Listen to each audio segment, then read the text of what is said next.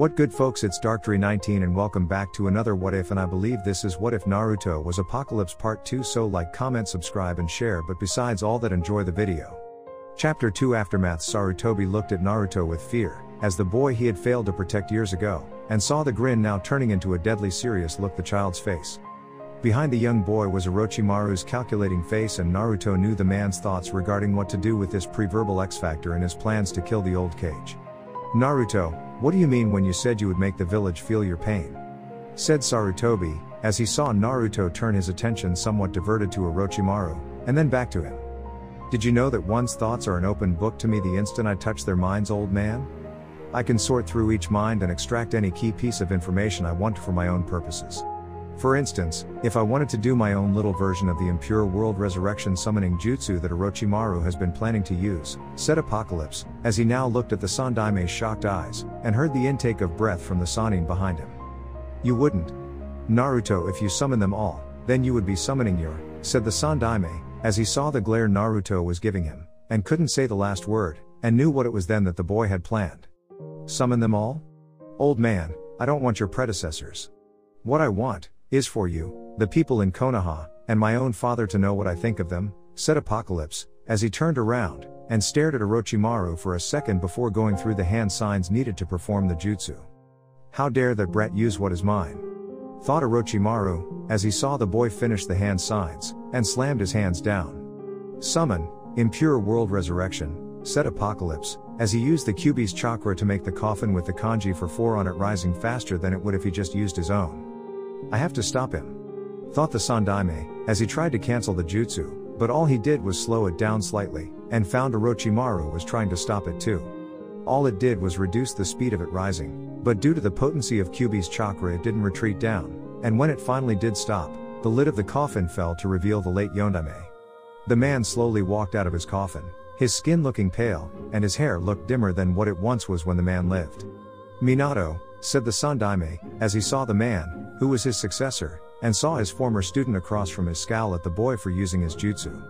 "Sarutobi, is that you? You've aged horribly since the last time we were together," said Minato, as he looked from the Sandaime to Orochimaru, and then finally his own son. "Hello, father," said Apocalypse, as he felt his blood burning with hate for the man, who had been so self-righteous in wanting to save the village he would give his son damnation to make it happen. "Naruto? You've grown since I last saw you as a baby. How has the village treated you since my death?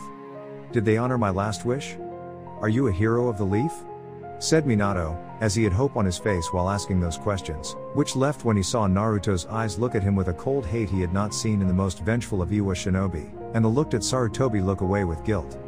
"Your precious village spit on your dying wish and decided to take their pain out on me in the belief they could get to the Kyuubi. My godfather left right after I was born. The Sandaime lied to my godmother so she would leave, and keep me in the village," said Naruto before he began to levitate right off the ground, and turned to face the arena while Minato began to glow with the symbol of the Shinigami appearing on his forehead. "What's going on?" said Orochimaru, as he saw Minato was looking as if he was alive, and generated chakra that put him back to the level of strength he had before fighting the Kyuubi. "My father gave his soul to the Shinigami. Even if you had summoned him, Orochimaru, my father would not obey you like you planned," said Apocalypse, as he began reaching out with his mental powers to the people in the leaf, and its invading enemies. "What?" said Orochimaru, as he knew that the Yondaime could mop the floor with him, and was about to order the retreat when he felt it. In fact, everyone in the village soon felt it, and the feeling was not pleasant. Science fact: Orochimaru. The brain waves of a single person are electromagnetic, which varies from person to person, and in my own case can be amplified by using my magnetic powers. What you will now feel is my entire life in the village before I was rescued, and then afterwards being altered by my savior to be this world's destroyer," said Naruto, as could feel every mind in Fire Country connected to his, and in that moment he unleashed his memories of his early childhood upon the masses.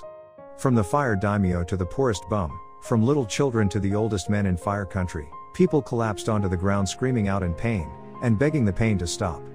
The Sandaime, the Yondaime, Orochimaru, his bodyguards, and everyone else in Konoha fell to the ground, with those that lived in it feeling the backlash of their own sins against Naruto.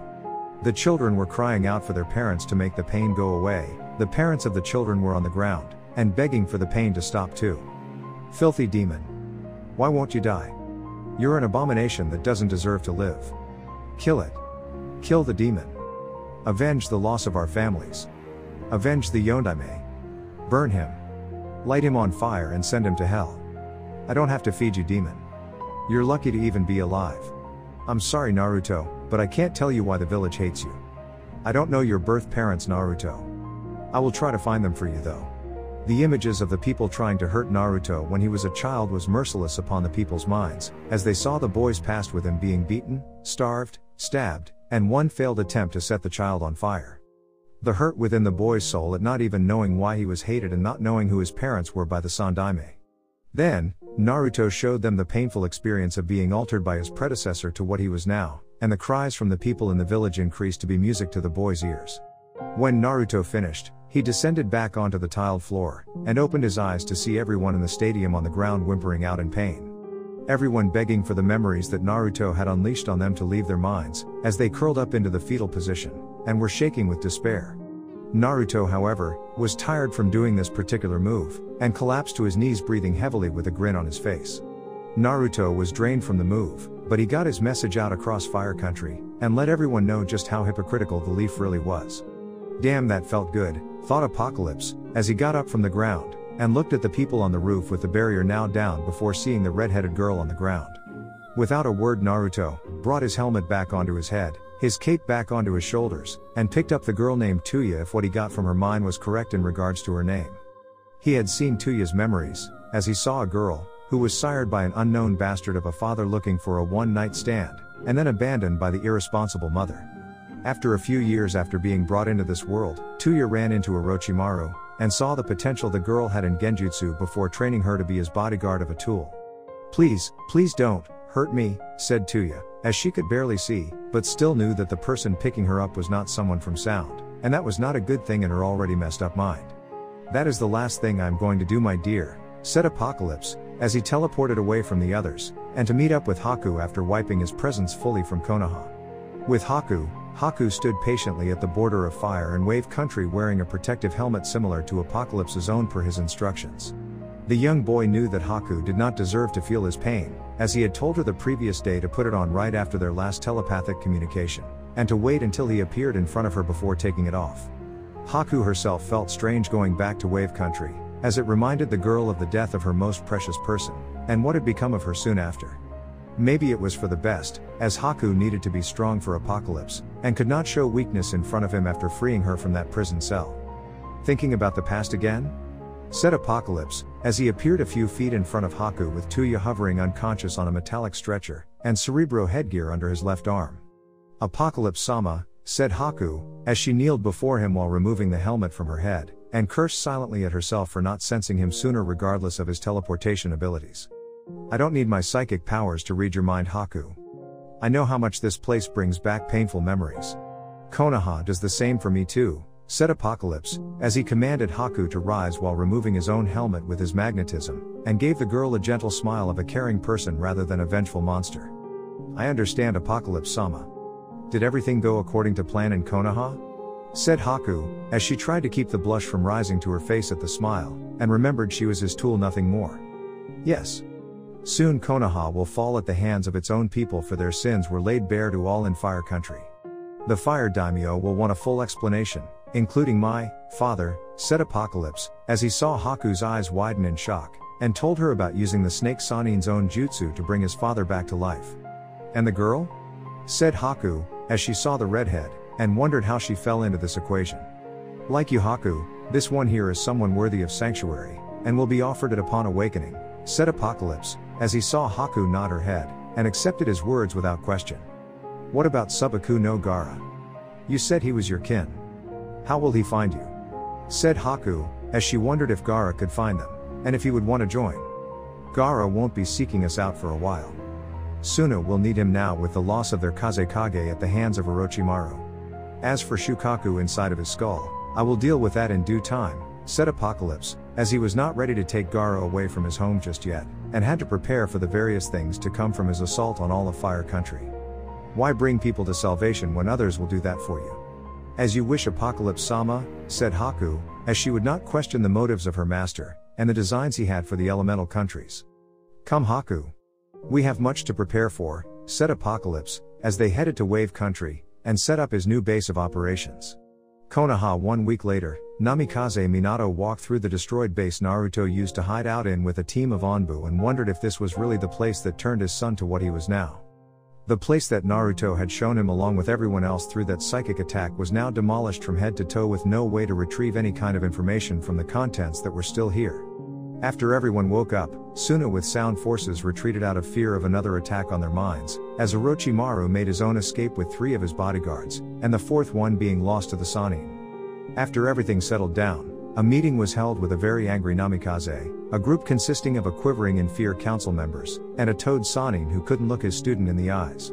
Flashback several days ago, I asked for one simple wish to be carried out after I died. It wasn't a hard request for you to do. So can please explain to me why you decided to spit on it and my family legacy at the same time? Said Minato, as he still had the kanji for Shinigami on his forehead, and believed that unless Naruto died or cancelled the summoning he was going to be alive for some time in this world. That's not your concern, said the civilian councilman from the merchant district, as he had ordered various stores to shun the boy if he came in, and deny him service no matter what. Is it now? Are you saying that my son is not my concern? What say you, old man? What do you have to say for yourself? Or you, Jiraiya? I entrusted Naruto to both of you and look what happened to him? Said Minato, as he was ready to kill them all, and every single person in Konoha that followed their lead. We felt it was in the best interest of Konoha to keep the boy properly restrained on a certain level, said Homura, as he saw Minato turn his angry eyes on him, and the old man had to resist pissing his pants. Restrained? You call him being beaten, starved, stabbed, and one case nearly set on fire by a mob restrained? I saw one memory where someone put Naruto in a carrying bag and tried to bury him alive. Alive? And what do you do? Nothing. I gave my very life for this village and this is how you repay me? By hating my son even though you were told to see him as a hero, said Minato, as he glared at the Sandaime, and then at Jiraiya for their lack of help in this matter. The boy should have been made into a weapon. I tried to give the boy some purpose with my root program, but Sarutobi blocked me, and said let the boy live a normal life, said Danzo, as he hoped to direct Minato's anger at the Sandaime further, but got the anger redirected at him, and those eyes made him grasp his cane tighter to protect himself using the hidden blade within it.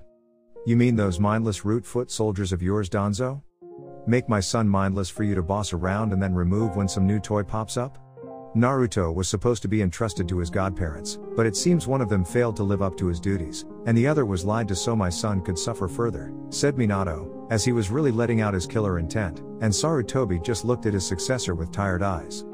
I was trying to honor your wish, Minato. With Jiraiya gone, I knew Tsunade would have taken Naruto with her, and your wish was for the boy to stay here as a hero. I thought at the time it was for the best, said the Sandaime, as he was instantly grabbed by the throat, and lifted into the air by a very angry Yondaime with a Rasengan in his right hand. If Naruto was being mistreated, you old fool, then his happiness should have become your next priority, and be taken away from the village to find happiness, said Minato, as he slammed the Rasengan into a root shinobi that came at him from the side, and then glared at Danzo. You are out of line, Minato. You are dead, have no legal rights here. Even if you did, your son attacked the leaf, not to mention the last loyal Uchiha, and that makes him our enemy, said Danzo, as he saw the Yondaime let go of his predecessor, and off the table he ran across to lift the old man out of his chair before heading to the door. Then so be it. Naruto is now officially an enemy of the leaf, but so long as he is your enemy, I will not help you fight him, and by the end of the week's time I will go see the Fire Daimyo to tell him everything that has happened upon his arrival, said Minato, as he left without another word, and went to the place where Naruto's base was to do his own little investigation on his son. End flashback. Since then, many of the civilians, as well as the shinobi of the leaf, had steered clear of the yellow flash out of fear of his wrath, with only a small few that followed the man's dying wish approaching him, and swearing their loyalty to the Namikaze. Minato had them remove their masks to see they were Uzuki Yugao's Onbu unit and could tell they were telling the truth. So here they were, looking at the damaged lair his son called home for most his life after that thing took him away from the people in the leaf. To be honest with himself, Minato wasn't sure which crime against his son was worse, and while his boy was stronger than anything man had ever seen, his hatred for the world was disturbing. Yugao, did you find anything? Said Minato, as he saw her looking at the lab area where Naruto was received the metal into his body, and saw the place had been torn to pieces. No, Yondaime-sama. I tried to find some form of information that could lead us to your son, but he has either taken all the information with him, or destroyed it before leaving here, said Yu Gao, as she sighed at lack of progress, and felt like she was failing Minato too. I don't doubt that, Yu Gao-san. My son is not stupid to leave behind anything that could lead to his own destruction. Even more so if it's in the hands of the leaf, said Minato, as he ran a hand through his hair, and looked behind him to see Jiraiya looking around to see the damage. Is this a bad time? Said Jiraiya, as knew that things between them wasn't exactly the greatest right now, and was one stupid mistake from the Sannin being judged by Kami. What do you think? Said Minato, as he looked away from his old sensei, and continued to look around the room to ignore the pervert. I know I messed up. After you died, I couldn't look at him without seeing you, and in a way, I blamed him like the others did. The Sandaime made me promise to never tell Tsunade the truth, and when I asked him why, he said that Naruto needed to stay here at all cost. At first, I thought he had someone in mind to take care of your son, but later on I realized the Sandaime was being too much of a politician, and not the man that had trained me to stick up to assholes like the ones on the councils. He became their puppet, as they played the tune for him to dance to, and made sure Naruto never found the happiness he deserved, said Jiraiya, as he saw Minato look at him for a second, and then close his eyes. You knew Tsunade should have returned to Konoha to take Naruto away after you learned of his abuse, and the old man made you promise not to tell her. I understand that, but what I don't understand is why you kept the promise when the promise was not in the best interest of my son. How many times did you peep on women and they asked you not to do it? How many times did Tsunade ask you not to peep on her or do your research for your books and you lied saying you wouldn't do it again? Why couldn't you just break your promise this one time when it was for the good of Naruto? Said Minato, as he saw Jiraiya look away, and stared at the damaged computer terminal. Like I said, Minato, I blamed Naruto at the time for your death, and the grief in my heart was too much to stomach while being in the village with the boy. When the old man told me to keep the truth from Tsunade, I didn't think twice about it, and agreed to stay silent for what I believed was the good of the village, said Jiraiya, as he felt the spike of killer intent aimed at him, and knew he was getting off easy if it was just killer intent. Well, now you are going to break that promise. If Tsunade isn't already in Fire Country when this happened, then you will have her return to Konoha to deal with those fools while I speak to the Fire Daimyo, and you are going to tell your old teammate everything when you find her. If you don't, then I will, and I won't skip any of the details so you can get out of the beating you along with the Sandaime deserve, said Minato, as he left the area with Jiraiya closing his eyes with grief, and let the tears run down his face from the guilt that filled him for his failure. In Wave Country at the moment, Tuya had awakened to find herself restrained in chakra suppression cuffs on all four of her limbs, which were chained to the table she was on, and her flute was on a table no that far away. Looking around, the red-haired girl saw she was still clothed in her Sound 4 attire, and the room she was in wasn't Orochimaru's lab. Where the hell am I? Thought Tuya, as she tried to get out of her restraints, and then went to reach for her flute. Of course it was out of reach. You shouldn't struggle like that. You will only make things worse, said Haku, as she came into the room with a tray of food for Tuya, and saw the girl scowling at her. Yeah? Well, maybe I want to hurt myself, you fucking bitch, said Tuya, as she looked at the food Haku brought in, and looked away like it was crap to her eyes. It would be unwise to use such words in front of my master. He will hurt you more than you could possibly imagine, said Haku, as she had witnessed the young boy's powers firsthand, and even then the girl had doubts that was everything he could do. And who is your master? Do you cater to his every whim? Does he fuck you with that limp dick of his while you moan in false pleasure?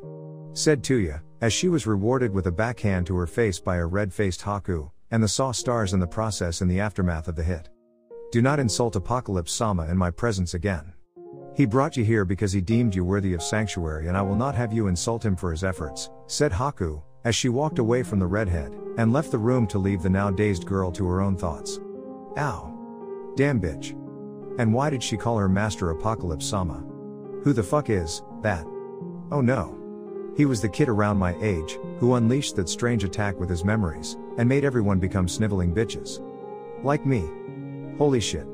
Thought Tuya, as she began to struggle harder, and began imaging what the psycho kid was going to do to her. You should have really listened to Haku about not struggling so much, Tuya-san, said Apocalypse, as walked towards the girl, and the redhead froze mid-struggle to see the boy that had crippled everyone during the invasion. What are you going to do to me? Torture me? Rape me? Pull that psychic blast shit you did back in the pussy leaf? Said Tuya, as she needed to prepare herself for the pain to come, and wasn't about to let this guy get the satisfaction he wanted. Hardly. I know everything about you there is to know Tuya-san. Your family or lack thereof. How Orochimaru turned you into his puppet to dance to his tune while using the curse seal on you to pull the strings hard should you decide to act independently. I have already removed the curse seal using Kyuubi's power to overloaded it without crippling your body, said Naruto, as he hovered the tray of food onto the girl's lap before he made the chains fall away from her shackled limbs. You removed the curse seal? But that would mean, you stripped me? Said Tuya, as she threw a piece of fruit at the boy, but stopped in midair, thanks to Naruto's psychic powers, and floated it back onto the girl's plate. Haku was the one who stripped you actually before she covered up your female body parts. After the procedure was over, she washed your clothes, and then put them back on your body, said Apocalypse, as he saw Tuya looked at him like he had grown another head, and realized her clothes did feel softer than usual. This Haku girl's not a carpet licker, right? Said Tuya, as she didn't want to be raped by either gender, and heard the boy laugh like what she just asked was a joke. No. Haku did it because I asked her to do it. You see, unlike your previous master, I am not going to simply use you, and then throw you away when your usefulness has ended. What I am offering you, Tuya, is what I offered Haku when I freed her from Konoha's prison cell, and give you a chance to become what Orochimaru would never let you be, said Apocalypse, as he saw the girl sniff the food in front of her before taking a small nibble to test it for potential drugs, and poisons that could be held within it. And that offer is to work for you, huh? What happens when I'm no longer able to serve you, oh great Apocalypse-sama? Throw me to the wolves? Said Tuya, as she took a big bite of the apple in her hands, and nearly choked when Naruto let out a boisterous laugh that echoed throughout the entire room. You think I am the same as Orochimaru? I thought you were smarter than that, Tuya-san? What I am offering you, my dear, is a sanctuary from the arrogant, power-hungry fools of the elemental countries, and a place where you can retire peacefully without the need to sleep with one eye open, said Apocalypse, as he knew what that was like, and was pleased that he didn't need to do it so much now anymore. Though on occasion, old habits die hard. And all I got to do is work for you like that Haku bitch? Said Tuya, as she was about to eat something else, but cried out in pain, and was hit by another psychic attack by the boy. Yes. One more thing I want you to do, Tuya, and that is to keep your tongue in check. If you don't, I'll use my mental powers to cut off your ability to speak for the rest of your life, and might on occasion let you speak nonsense that will humiliate you in public, said Apocalypse, as he stopped the girl's pain, and she gave him a death glare despite what he did. Fine. I will hold back on my swearing so much, for the moment, said Tuya, as she went back to eating her food, and was surprised to see her flute floating in front of her. I welcome you then, Tuya-san, to Sanctuary. For the moment, you can rest here, and try conserving your strength. You will need it in the future, said Apocalypse, as he left the room, and decided to check up on Konoha to see how things were going with Cerebro. And wait the next couple of days before demonstrating another sample of his power. Konoha. A few days later, many things had changed the leaf in such a short amount of time, as the events that took place in the Chunin exams had shaken everyone to the very core of their soul. The kids from the younger generation couldn't look at their parents anymore since some of them were the ones that attacked Naruto to begin with. To them, it felt like their own parents had hurt them, and would always flinch when seeing someone from the older generation who attacked Naruto.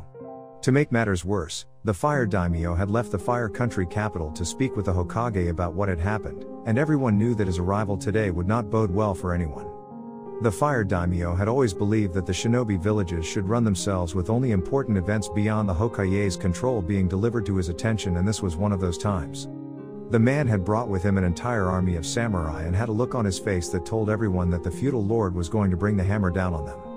It is good to see you again, Daimyo-sama, said Minato, as he told the Sandaime he was going to speak to the feudal lord, and saw the grim look the man had on his face.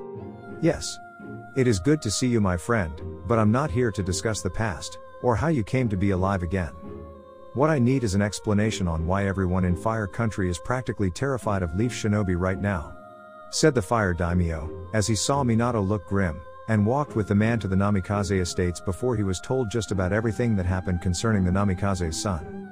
My son has hatred in his heart and believes the shinobi villages and everyone else who abuse their power should not be allowed to live.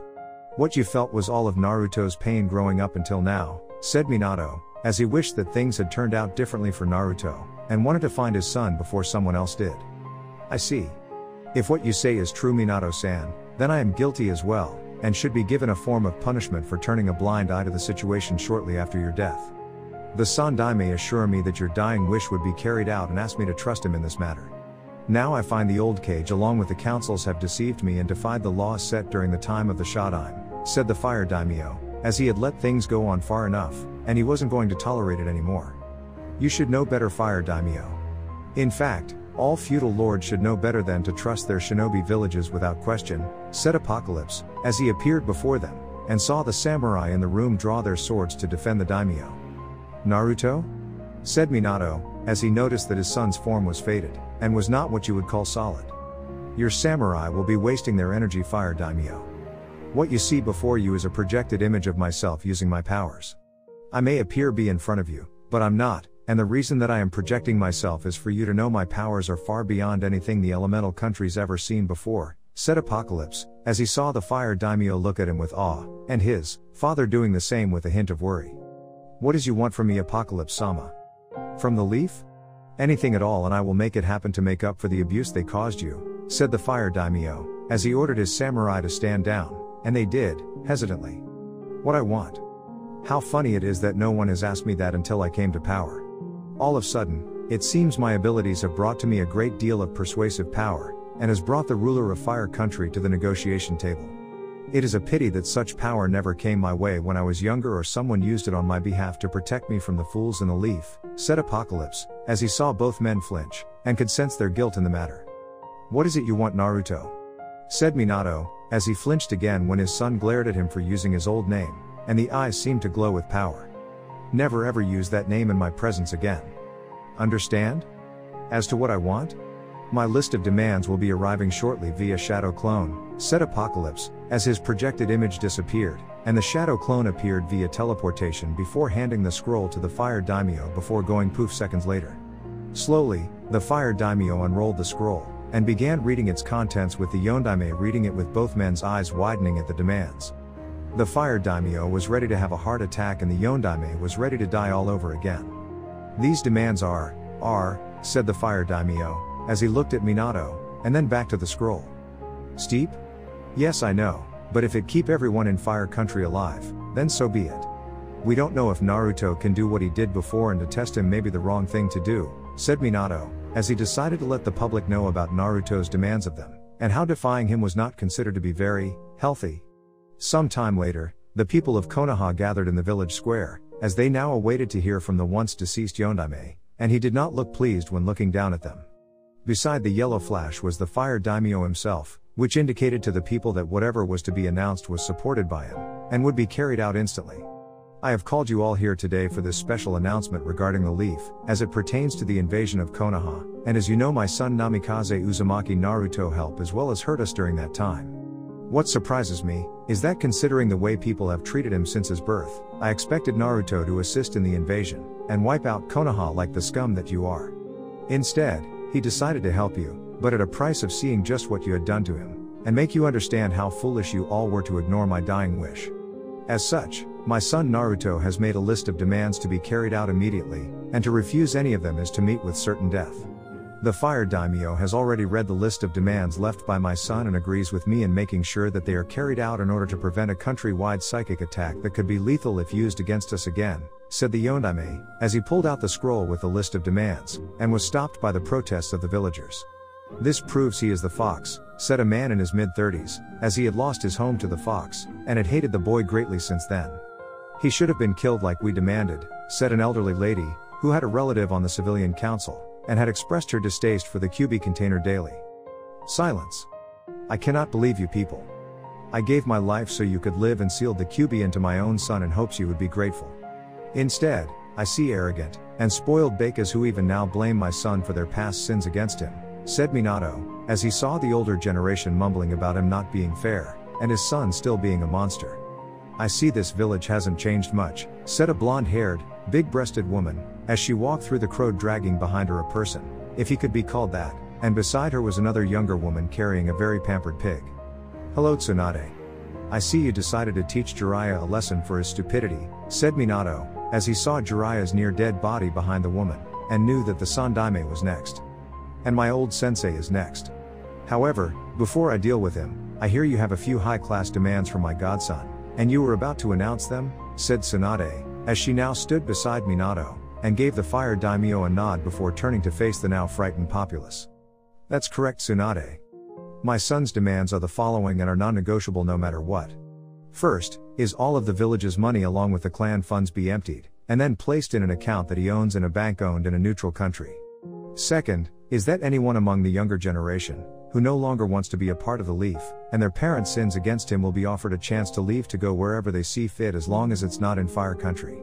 The same can be said for any Konoha shinobi of the Leaf, who questions the judgment of its rulers, and wish to leave will be granted full immunity from being classified as missing nin for a full year so they can find a village to live in.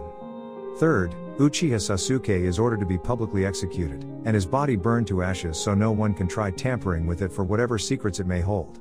The fourth as well as final demand, is that every jutsu in the village be surrendered to my son, and any resistance by the people of Konoha will be put down by me, said Minato, as he saw the crowd of people look too shocked to say anything, and he left with Tsunade to find the old Sandaime to make him realize his mistake.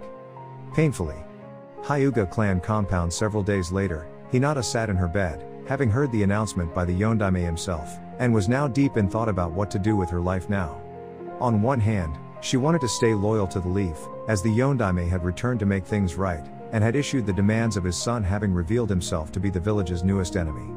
Even now, the news of what happened to Fire Country was spreading to other places, and bringing about the destruction of the Leaf that was done ironically by its own people.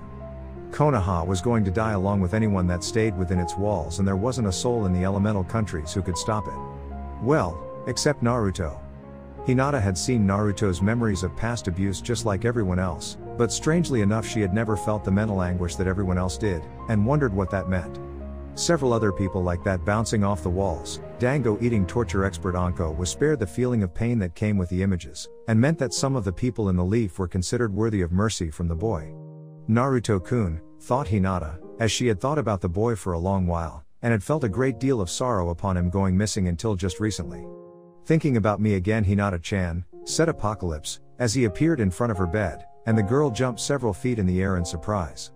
And Naruto-kun? Said Hinata, as she blushed a healthy shade of red on her white skin, and pressed her fingers together. In the flesh, but as you know I go by a different name now, said Apocalypse, as he saw her nod in understanding, and knew that because of what happened with his past, it was unavoidable. I know, but you will always be Naruto-kun to me, said Hinata, as she saw him in his ever-imposing form, and blushed when she remembered seeing his face behind the metal helmet he was wearing again. Which is why I came here in person to offer you what I offered a few others I have felt were worthy of it, said Apocalypse, as he extended his hand to Hinata, and the girl was blushing at the thought of touching him even for a second. What offer is that? Said Hinata, as she looked at the hand, and raised a hesitant hand to it. Sanctuary. I know you haven't had a hard life living in Konoha while under the strict life-strangling rules of the Hyuga clan. How they belittle you because you are your mother's daughter, and how you want to change things within the clan regarding the cage bird seal on the branch family.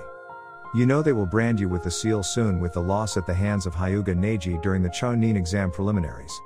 You know they will use it on you any chance they get with a smile on their face, and your father will only encourage your little sister by having her use it too. I am here to take you away from all of this. To free a bird from her cage before she is trapped in a much smaller one, said Apocalypse, as he had foreseen Hinata's future in the Leaf while in the Hyuga clan, and was not about to have the sweet girl suffer for a clan's arrogance.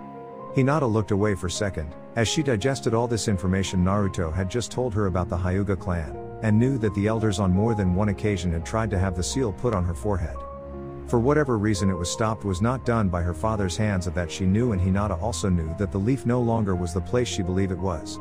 Then I hereby accept your offer of sanctuary, Naruto-kun, said Hinata, as she took his hand, and felt her whole body vibrate with some kind of power that sent shivers down her spine.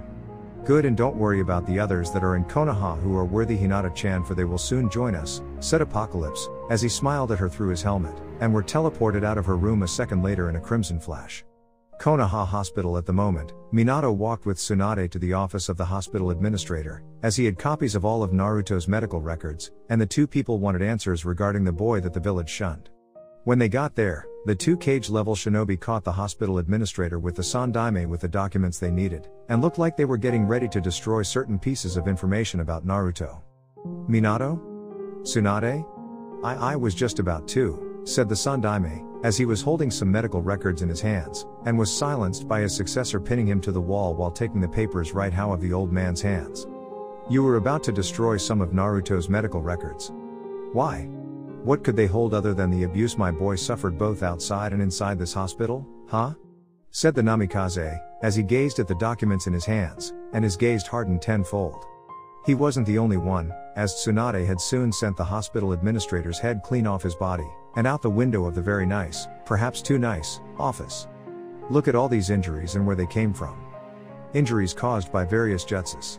Injuries from shinobi weapons short, mid, and long-ranged. This is cruel, said Tsunade, as she glared at the Sandaime, and the old cage looked away from her. You let this happen, didn't you? You wanted my son to become your submissive puppet to the village's whims, so no matter what, Naruto would stay loyal to the leaf, knowing that if he ever found out at a young age why he was hated, he would leave, and never return unless it was to destroy Konoha, said Minato, as he threw the Sandaime to the ground, and his whole body was radiating killer intent that made the old cage tremble in fear on the ground. I had no choice. The councils were relentless in wanting the boy dead or put in Danzo's root program. I told them the boy could be loyal if we followed your dying wish, but they wouldn't listen to me, and suggested that the boy be beaten into submission to keep him from ever leaving if the reason behind the hatred was ever discovered. I did it so the boy could prove he wasn't a monster and honor your wish at the same time. Even if I had Tsunade take Naruto away, the councils would have gone over my head, and made up an excuse to the fire daimyo to have her Sannin status revoked before the hunter nins were sent out to find them, said the old Sarutobi, as he tried to get up, but was knocked down again by Tsunade's foot on his chest, and the look to kill him written all over her face. You think my son would submit to the village's brutality even if his abductor hadn't been there? You forget he takes after both me and Kushina.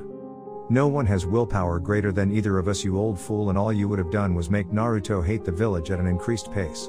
Clearly, Naruto learned of this sometime after being abducted by the previous apocalypse, and came to the realization that Konoha should burn to the ground. From what I've read so far, I'm beginning to think my son had the right idea, and don't think you can hide information about the spoiled Uchiha currently with one less limb on his body.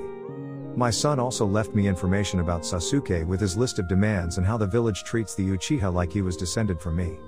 I also know how the Uchiha clan was planning to betray the village, but was stopped by Itachi rather than stopping them using Anbu, and kept their betrayal in the dark, said Minato, as he had read just about everything Naruto had learned about the leaf, and was finding himself increasingly angry with those that he once trusted. The Uchiha clan needed to be rebuilt with the only one left in the village, and it had been decided in order to it we needed to make Sasuke feel loved should he ever learn the truth, said the Sandaime, as winced when Tsunade put her foot down harder on his ribs, and was about ready to beat the last few years out of him. I don't want to hear any more of your pitiful excuses, Sarutobi. I'm leaving Tsunade here to make sure that you know exactly what it was Naruto went through growing up, said Minato, as he left the room, and ignored the cries for mercy from the Sandaime while Tsunade began the process of beating the old man within an inch of his life. Training ground number 33, why are we here? Said Choji, as he had gotten an anonymous letter to meet at this spot, and saw several others like his teammates along with Team Guy with the exception of Neji there. I don't know. I got a letter saying to meet here for an important secret meeting, said Anko, as she landed from the tree she was in, and chewing on some dango. Keep an eye out for enemies if this is a trap, said Tenten to Lee, who nodded, and saw Guy being cautious too. Someone is here and he is making our bugs very nervous, said Shino, as he along with his father, and several members of the Aburame clan. How perceptive, said Apocalypse, as he came out of the shadows of the forest, and with him was Hinata by his side. Hinata, said Kurenai, as she had been wondered where her student had gone, and now grew worried with the girl being so close to the boy currently considered an enemy of the leaf. She joined me willingly, Kurenai-san.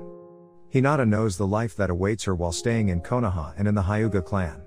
I am granting her a chance to be away from such a life, and I'm willing to give you all a chance to leave too, said Apocalypse, as several large metal orbs floated down beside him, and opened for any who wished to enter the void inside of it. Were all those images we saw really your memories?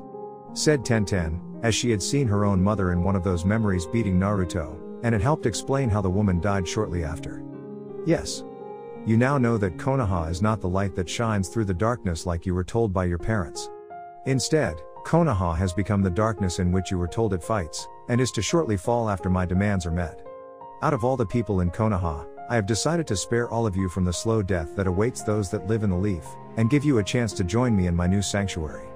A place where you are not discriminated by your appearance, by your weight, and by the things that you hold inside your body thanks to your bloodline. where you can be yourself without hearing the laughter aimed at you by others behind your back and the snickering of you being considered too weak because of your gender. That's right, Tenten, there were several male shinobi in Konoha talking behind your back, who think women like you are only good for cooking, and making future shinobi via getting pregnant with someone's child, said Apocalypse, as he had seen the memory of that moment in Tenten's mind, and her belief those men were talking about her were indeed correct. Those bastards, thought Tenten, Anko, and Kurenai with killer intent coming off of them. You've seen my memories and they could have been yours if my father had chosen one of you if you had been born the day QB attacked. Do you honestly think your life would have been different had my burden been yours and things stayed the same as they are now? Your family would have been hounded, beaten, and possibly killed just for the single fact being they are related to you, said Apocalypse, as he saw them all thinking this over, and found his words to be true from what he read of their minds. There is more to your motives aside from your burden, said Shino, as he had felt there was always more to what Naruto had planned, and the demands he made were part of it. Ever the logical thinker Shino. I knew there was reason I wanted your clan to join me. Actually, one of the reasons I wanted your clan to join me in making a paradise where we can be safe is because of the hypocritical discrimination I have seen not only in the lead, but in the elemental countries too, and to be quite frank, it sickens me to no end. When you won against Sai in the Chunin exam finals, the crowd viciously booed you Shino, and all because the boy you defeated was Uchiha Sasuke's teammate. How did you feel about that? Said Apocalypse, as he saw the boy look down, and you could sense the Aburame boy was depressed by the crowd's reaction. It was illogical and unfair. The crowd booed because they felt that by defeating Sai, I was somehow defeating Uchiha Sasuke as well, and hate me as if I was his enemy, said Shino, as he felt his father's hand on his shoulder, and could see the taller Aburame was beaming with pride at his son's victory over the strange pale boy. As you said Shino, they were acting illogical, and unfair over a victory that was yours, said Shibi, as he felt proud of his son, and wasn't going to deny that emotion since all parents should be proud of their children. As for you Rock Lee and Mito Guy, do you not hate the fact that people laugh at you when you act dramatic? That you cry, hug, and wear green spandex even though you are considered the strongest in your field of taijutsu? Said Apocalypse, as he saw the two look down, and he knew that they knew he was right. They mock us, but no one can match our hard work in taijutsu, and the determination required to push oneself beyond the limitations set on us, said Lee, as he scowled at the past memories of people picking on him because he couldn't use enough chakra to make jutsus, and only his sensei would teach him. What I have started to create, there will be no such prejudice, and your training methods will be part of a way to train with your choice of clothing being optional and wearing for it, said Apocalypse, as he saw the two smile at that, and knew he had them siding with him. What's the catch to going with you? I mean, how do we know you won't use your mental powers to make us your slaves? Said Anko, as she knew this kid had powers, but not the extent of them, and it was a possibility if he could do other things. You don't. But then again, I have no need to since I am giving you all a choice, and there will be no inferring in the use of my powers on your choice to leave the leaf. But when you look at what is happening to the leaf, do you honestly expect yourselves to trust the village after the people running it have lied to you, and manipulated things to the point that changing anything to where they should be now would be impossible? The only thing you can do is trust in me to give you a place where you can be free of persecution. Do you honestly think you will get it here, Mitarashi Anko? Do you really think someone like you, who is Orochimaru's apprentice, will find happiness in the very place that hates him, and anything connected to the Sannin outside of the Uchiha brat? Said Apocalypse, as he saw Anko look away, and the memories of the councils trying to decide her fate came into her mind. What if we don't like what we see? Said Shikamaru, as he saw Naruto look at him, and tried not to shiver at the power the eyes held. Then I will take you where you wish to go. Even back here to Konoha if you wish. As I said, it is a matter of choice and I am giving you the right to choose what you feel is right, said Apocalypse, as he saw them all looking at him before going into a huddle to talk, and saw Hinata staying calm despite the fact that she was next to her crush. Do you think they will join Naruto-kun? Said Hinata in a whisper, as she knew how the boy didn't like being called that name, but also knew he wouldn't mind if she called him that since her voice made it sound nice. We will see, Hinata. I want to wait for their answer without using my mental powers to know what they think of my offer. I must show them trust on my end before they bestow it unto me, said Apocalypse, as he felt Hinata hug him now, and looked to see the girl was looking at him with happiness. Thank you for saving me back when we were younger. You inspired me to get stronger, and when you were gone I fell to pieces because you were no longer around. Now I have a chance to get stronger for you, Naruto-kun, said Hinata, as she saw him look at her with a smile behind his helmet, and it made the girl glow even further at the rare sight of warmth those eyes held.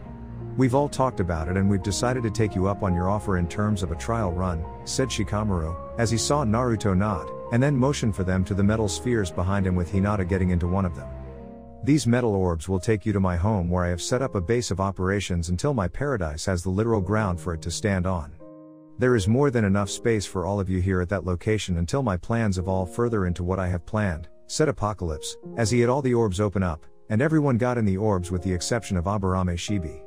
I must stay here for a time to rally the other members of my clan for this, but I assure you the clan will support you when the time comes. Namikaze-sama, said Shibi, as he knew that Naruto could read his mind, and know he was telling the truth about rallying the other Aburame clan members. Understood, Shibi-sama. Until then, I will make sure your son grows stronger, and learns more than anyone ever thought possible, said Apocalypse, as he closed the orbs around the group, and took off with them into the air at high speeds to his base. Council meeting room. Some time later. This is outrageous, said a civilian councilman, as he read a copy of the demands, and slammed his fist down onto the table. I agree. Minato's son has clearly lost his mind if he thinks we will meet these demands and must be stopped at all costs, said Homura, as he scowled at the list himself, and then looked at Danzo in hopes the man would find a way to fix this. If we knew where the boy was hiding out, I could send my root forces to his location, and kill the brat before he knew what happened, said Danzo, as he saw the others around him nodding in agreement, and wished they knew where Naruto was so they could finally eliminate him. How do we find someone with his abilities? Said Koharu, as she saw Danzo look deep in thought, and knew the old war hawk was planning something when a root shinobi came in behind him whispering something into the man's ear before the old man smiled. We may have a solution right now. My root shinobi have spotted the boy gathering our more conscious leaf shinobi to his side, and I have a team tracking him from below to find his base of operations. When they find the location, my agents will report back, and I can send my forces in to wipe the boy out, said Danzo, as he saw smiles on the council's faces, and he joined them in that regard. That is good news. It's bad enough the Yondaime has come back to ruin everything, but the support he has regarding his damn son's actions by the Fire Daimyo is disgusting, and needs to be turned in our favor, said Homura, as they couldn't go against the might of the Fire Daimyo since any action they gave would be account to treason, and then the feudal lord could order his samurai to wipe out the leaf. I think I can make that happen if you declare me the new Hokage of Konoha, since it's clear the Sandaime is unfit and someone with a proper understanding of being a shinobi needs to be put into power, said Danzo, as he saw the council members around him nod their heads, and began to call out that he should be nominated. I think it can be arranged, Danzo-sama, said Koharu, as she smiled at the man, and he returned it despite his bandaged face. Thank you all for your support. As my first act as your new Hokage, while unofficial for the moment, will stand when it is official, which is that Sasuke Uchiha's arm be fixed, and he be put secretly into root in order to reach his full potential. I will arrange for the boys' room to have an accident to make it seem like Sasuke died there to keep the Fire Daimyo in the dark along with that fool of a Namikaze. While things look horrible for the leaf, I know we can weather this, as only the roots have the power to bring a new tree into this world when the old one falls, said Danzo, as he got nods from everyone, and knew his plans would soon become a reality. Soon, Danzo's version of the leaf would replace the old, and soon the other shinobi villages would fall to his might, and even the Fire Daimyo would have no choice in accepting the leaf as the unmatched power of the elemental countries.